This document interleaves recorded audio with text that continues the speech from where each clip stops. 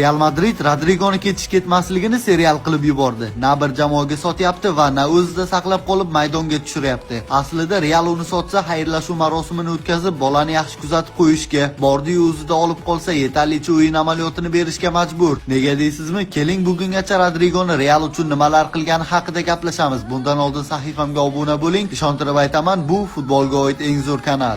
Rodrigo 2019-yil 18 yoshda Realga kelib qo'shilgandi. Bolakay dastlab katta umidlar ila keksayib qolgan Bale nurni uchun olingandi va keliboq o'zini ko'rsatdi. Chempionlar Ligasida Turkiya giganti Galatasarayga hat-triklar qilib tashladi. Meni Real rahbariyati kechirib qo'ysin-u, hozir ular Rodrigodan ustun bilayotgan Viniciuslar Madridga kelgach oradan 4 yil o'tiboq hat-trik qilgandi. Rodrigoni aytdim, u kelganiga 4 oy bo'lgan. Bir paytda bu ishni allaqachon amalga oshirib isbotlab bo'lgandi. U paytda Vinicius o'zining ahmoqona fintlari ila qanotda yugurib yurishdan o'zgasini bilmasdi. To'g'ri, hozir Vinicius yaxshi darajada, lekin nimaning evaziga? Albatta imkoniyat va unga berilgan ishonch sabab. Endi savol, Rodrigoga shu ishonch va imkoniyat berildimi? Yo'q, u Madridda Vini kabi ardoqlanmadi. Doim ikkinchi variant sifatida qaraldi. Butun dunyo Realning 2022-yilgi Chempionlar Ligasidagi chempionligida Vinicius va Benzemani e'tirof etadi, lekin o'sha davrda Realning eng katta qahramonlaridan biri Rodrigo edi. So'z isboti bilan Real Chelsea bilan ikkala o'yinga ko'ra 4-3 hisobida mag'lubiyatga uchrab turgan bir vaqtda Rodrigo zaxiradan tushib bilan imkonsiz holatda 80-daqiqaga kelib gol urib Chelsea'ni ekstra taymlarga tortib ketgan va u yog'iga londonliklarni xotirjam yutib yarim finalga chiqqandi. Yarim finaldachi,